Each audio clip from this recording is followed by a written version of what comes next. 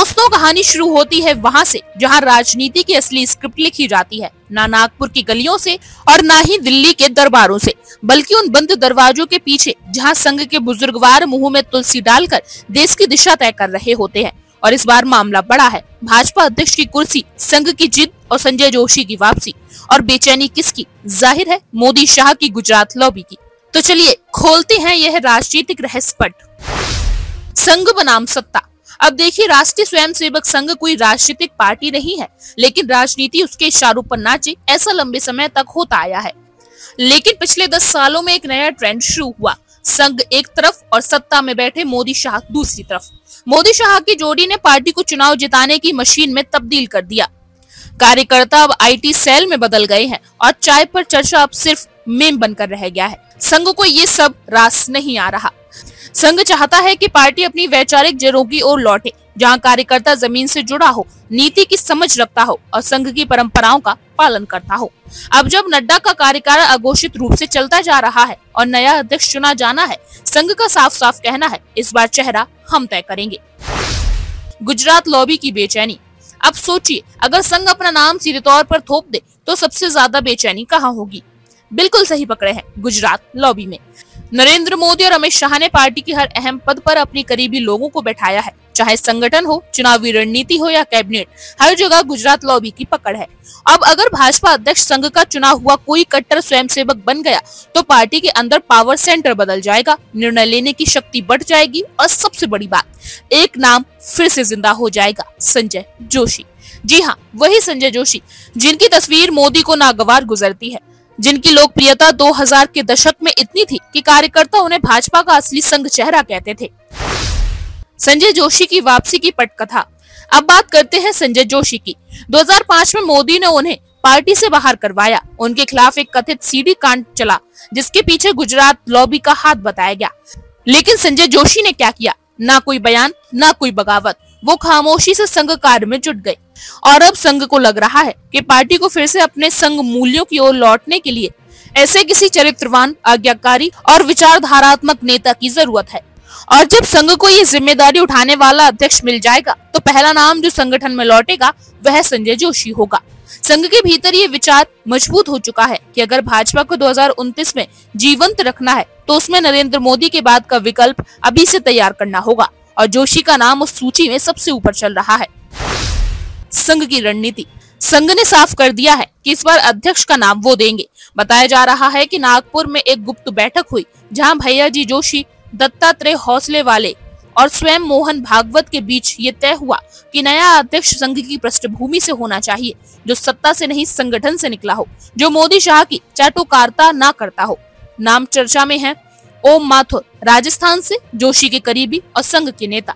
Number 2 BL संतोष, संगठन महासचिव, संघ की पसंद। नंबर 3 दुष्यंत गौतम, अनुसूचित जाति नेता, संघ का चेहरा।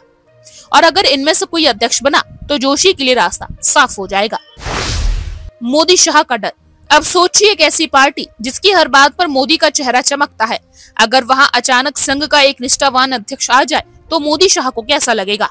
मोदी को डर है कि संगठन का नियंत्रण उनके हाथ से निकल जाएगा। 2029 में प्रधानमंत्री पद के लिए गुजरात लॉबी का विकल्प कमजोर होगा। जोशी जैसे नेता जो मोदी के खिलाफ कार्यकर्ताओं में लोकप्रिय हैं, फिर से उभर सकते हैं। इसलिए खबर है कि मोदी खुद चाहते हैं कि अध्यक्ष का नाम कोई न्यूट्रल हो, न संघ का बहुत करीबी हो, न गुजरात विरोधी हो। पर संघ इस बार झुकने के मूड में नहीं है। भाजपा कार्यकर्ताओं का मनोबल। भाजपा के पुराने कार्यकर्ताओं में एक अलग ही ऊर्जा है। जब संजय जोशी की चर्चा होती है, 2000 से 2005 के बीच जोशी ने जितने राज्य जीते, जितने संगठन खड़े किए, उसे याद कर कार्यकर्ताओं को लगता है कि पार्टी का ग्लोरियस युग जोशी के नाम से जुड़ा था। अब जब कार्यकर्ता देखते हैं कि पार्टी में सिर्फ हाईकमान चलता है, जमीनी नेता नहीं उठते, तो वो जोशी को विकल्प की तरह देखने लगे हैं। अगर जोशी वापस आते हैं तो कार्यकर्ताओं में जोश बढ़ेगा, संगठन में विचारधारा की वापसी होगी और गुजरात लॉबी की मनमानी संस्कृति पर लगाम लगेगी। नतीजा क्या होगा? अब सवाल ये है, क्या संघ इस बार सच में जोर से अपनी बात मनवाएगा? संघ जानता है कि मोदी का ग्राफ धीरे धीरे स्थिर हो रहा है।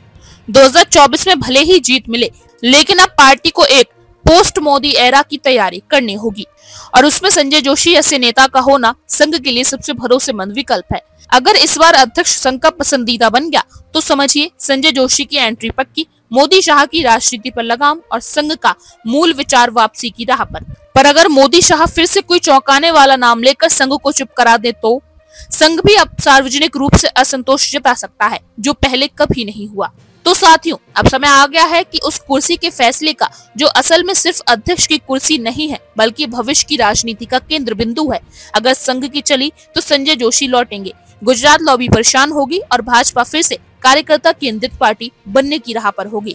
अगर मोदी शाह की चली तो फिर हाईकमान राज, वही टीवी प्रचार, वही पुराने चेहरे। पर इस बार संघ ने जिद पकड़ ली है, अब की बार संघ का अधिकार। अब देखना ये है, क्या नागपुर दिल्ली पर भारी पड़ेगा या फिर दिल्ली नागपुर को फिर से चुप करा देगी। संजय जोशी जो हैं, उनको लेकर की बहुत चर्चाएं हुई, नाम इतना उठा बहुत ज्यादा, और ये वो नाम है कि पूरे आरएसएस के हर व्यक्ति को स्वीकार कर ले नरेंद्र मोदी, लेकिन इस व्यक्ति को अपने साथ सिस्टम में आने कभी नहीं देंगे। क्या इसी तरह के कोई नाम ने जोर मारा है?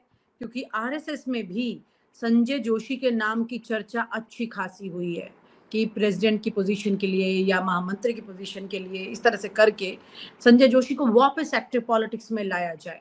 लेकिन यहाँ पर पिछले कुछ टाइम से, जब से ये अंदर, ये जो फेविकोल की मैं बात कर रही हूँ, जो भागवत जी के पास मिलने गए हैं मोदी जी, कुछ टाइम से चीजें फिर से वापस दबने लगी हैं। तो क्या संजय जोशी के नाम से इतना डर हुआ कि वो पहुंच गए हैं हेडक्वार्टर, वहां पर हाथ जोड़कर आज मिल रहे हैं मोहन भागवत से, वहां सर नवा रहे हैं? नहीं, मुझे नहीं लगता कि ऐसा कुछ हुआ होगा। भारतीय जनता पार्टी का अध्यक्ष वही बनेगा जो जिसको मोदी और अमित शाह स्वीकार करेंगे। पर और अमित भारतीय शाह तो जनता पार्टी का खट्टर का नाम आया था आरएसएस से, और खट्टर भारतीय के नाम जनता को पार्टी में लेके में अभी अधूरी बात हुई थी। भारतीय जनता पार्टी का अध्यक्ष वही बनेगा जो मोदी और अमित शाह को या टॉप लीडरशिप को स्वीकार हो। लेकिन भारतीय जनता पार्टी का अध्यक्ष वही बनेगा जो संघ को भी स्वीकार होगा। ये आपस की स्वीकार्यता का सवाल है। एक दूसरे पर नाम थोपने के बजाय एक दूसरे के नामों को एक्सेप्ट करने का सवाल है शायद। मतलब सबको चलना चाहिए, आरएसएस को भी, अमित शाह को भी, नरेंद्र मोदी को भी, सबको स्वीकार होना चाहिए, तभी बनेगा। और जिस दिन ऐसा कौन सा अगर नाम ऐसी स्वीकार्यता आई तो दो फाड़ होंगे लोग। ओके, ये कैडर है, बीजेपी का एक कैडर है, दो संघ एक फाड़ कैडर तब नहीं हो जाएगी जब है। एक व्यक्ति को चुनेंगी और दोनों ही अपनी मर्जी से उससे काम करवाना चाहेंगे, इसी आरएसएस भी तो और बीजेपी भी। ऐसा होगा ही नहीं, ऐसा होगा ही नहीं। तभी तो भारतीय जनता पार्टी के अध्यक्ष चुनने में इतनी देरी हुई है। कुछ तो ऐसा कौन सा चाणक्य बुद्धि लेकर आएंगे जो दोनों को संभाले तराजू में बराबर तरीके से? मैंने कहा कि भारतीय जनता पार्टी का अध्यक्ष जब जब कोई पार्टी सत्ता में होती है, जब जब कोई पार्टी सत्ता में होती है, तो मैं आपको नवभारत टाइम्स के बहुत पुराने राजेंद्र माथुर एडिटर रहे हैं, उन्होंने जब जनता दल की सरकार थी तब एक एडिटोरियल लिखा था जी, और वो एसआर बोम्मई के बारे में था जो जनता दल के अध्यक्ष बनाए गए थे। उनका कहना ये था कि किसी भी सत्तारूढ़ पार्टी को ऐसे अध्यक्ष की जरूरत होती है जो भोंदू, और अच्छा। उस एडिटोरियल का शीर्षक ही था भोंदू अध्यक्ष। तो भोंदू अध्यक्ष ढूंढेंगे। मैं ये नहीं कह रहा हूं कि इस समय इन लोगों को भोंदू की तलाश है, लेकिन सिंबलिज्म ये है कि अगर प्रधानमंत्री के लेवल का आदमी हमारे पास है तो वो किसी भी पार्टी का अध्यक्ष एक प्रधानमंत्री के लेवल पर पहुंच जाता है। ऐसे में प्रधानमंत्री से के कद के बराबर ना हो, लेकिन उससे उसके उसके साथ खड़े होने लायक तो हो, कोई ऐसा अध्यक्ष चाहिए। ऐसे में मैंने फिर कह रहा हूं कि ना सवाल ओबीसी का है, ना दक्षिण का है, ना उत्तर का है। सवाल ये है कि ना महिला का भी नहीं, जो भी बनेगा वो अध्यक्ष। हमारे देश में तो व्यक्ति का ऐसा है कि जिस पत्थर को भी आप मंदिर में जिस टेढ़े मेढ़े किसी को भी रख दीजिए, हम तो पूछने लग जाते हैं उसको। तो एक लीडर का है। भारतीय जनता पार्टी हो सकता है कि ये चाहती हो कि ये सिंबलिज्म में सिमट जाए और अध्यक्ष सांकेतिक हो, जबकि संघ का कहना ये होगा कि अध्यक्ष सांकेतिक ना हो, वो एक पावरफुल, सोचने समझने वाला, चीजों को संचालित करने वाला हो, क्योंकि हमें अगले 10 साल के और आगे देखना है। अच्छा, मतलब तेज दिमाग अब आप दिल, दिमाग, लीडरशिप, कैलिबर, कद्दावर। और प्रधानमंत्री को टक्कर ना दे सके, ऐसा भी तो चाहिए होगा ना। ऐसे में अब जो व्यक्ति जो सोचने समझने वाला हो, कद्दावर हो, संगठन को चलाने वाला हो, जिसकी रौब हो, जो जिसको देख के पार्टी में कहे कि हाँ, ये व्यक्ति है जो जिसको नमन करना चाहिए, तो वो किसी भी रूप में हर किसी के लिए खतरा तो होता ही है। हम्म। पता नहीं कब, अभी तक तो दिमाग ठीक है, लेकिन कुर्सी पर आके क्या बिहेव कर सकता है। जी। ये खतरे, ये पॉलिटिक्स में ये खतरे बहुत बड़े होते हैं। अपनी कुर्सी पर बने रहने के लिए न सिर्फ अपने को साधना पड़ता है, बल्कि पार्टी को साधना, विपक्ष को साधना, देश को साधना, ये आसान काम थोड़ी है। लेकिन उसके साथ साथ पावर सेक्टर में अपनी ताकत को साधना, मेरे हाथ में कितनी है, उनके हाथ में कितनी है, अपॉइंटमेंट्स कौन किसको मिल रहे हैं, टेंडर किसको मिल रहे हैं। गुजरात में ज्यादा से ज्यादा टेंडर चले गए हैं, ज्यादा बिजनेसमैन इधर उधर से आ रहे हैं। तो बहुत सारी ऐसी चीजें हैं जो कि इशू बन के अब सामने आ रही हैं धीरे धीरे करके। तो जहां पर महाराष्ट्र का वर्चस्व बढ़ाने की कोशिश ये करते हैं, वहां गुजरात का बढ़ता चला गया। यानी कि मोदी जी जो हैं वो गुजरात ड्रिवन हो गए, जबकि संघ जो है वो महाराष्ट्र ड्रिवन रहा है एक तरह से सिचुएशन। तो ये भी तो बैलेंस करना पड़ेगा ना यहाँ पर सर। मुझे लगता है कि जो अध्यक्ष भारतीय जनता पार्टी बना रही है वो गुजरात और महाराष्ट्र का नहीं बना रही है, वो अध्यक्ष भारत का बना रही है, अपने अखिल भारतीय अध्यक्ष का सवाल है। उसमें लीनिंग्स कितनी हो, जब भी ये सवाल आता है जैसे कि दक्षिण भारत का अध्यक्ष होगा, तो मुझे बिल्कुल ऐसा ही लगता है कि हम लोग बहुत तोड़ कर पार्टी को देखना चाहते हैं। अगर दक्षिण का अध्यक्ष बना के क्या कहना, हम संकेत देना चाहते हैं कि अब हमने उत्तर भारत में बोरिया समेटने का निर्णय लिया है और दक्षिण की सीटें ही हमारी फोकस में है। इतना खतरा तो बीजेपी नहीं लेगी कि अपनी जमाई जो जड़ें हैं उनको उखाड़ के कहीं और लगाए, ऐसी जगह लगाए जहां पर अभी उगने की कोई संभावना ही नहीं है। भारतीय जनता पार्टी अध्यक्ष भले ही साउथ का बना ले, लेकिन उसका कंसिडरेशन ये नहीं होगा कि ये दक्षिण में जड़े जमाने के लिए।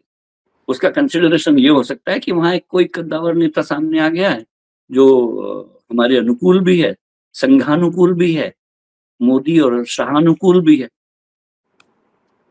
लेकिन वो अनुकूलन तो होना होगा। और आप हमसे जुड़े रहने के लिए सब्सक्राइब करें YouTube पर, फॉलो करें Twitter पर और लाइक करें Facebook पर। और ज्यादा जानकारी के लिए आपको टाइप करना होगा सिर्फ न्यूज नशा। और आप हमसे जुड़े रहने के लिए सब्सक्राइब करें YouTube पर, फॉलो करें Twitter पर और लाइक करें Facebook पर। और ज्यादा जानकारी के लिए आपको टाइप करना होगा सिर्फ न्यूज नशा।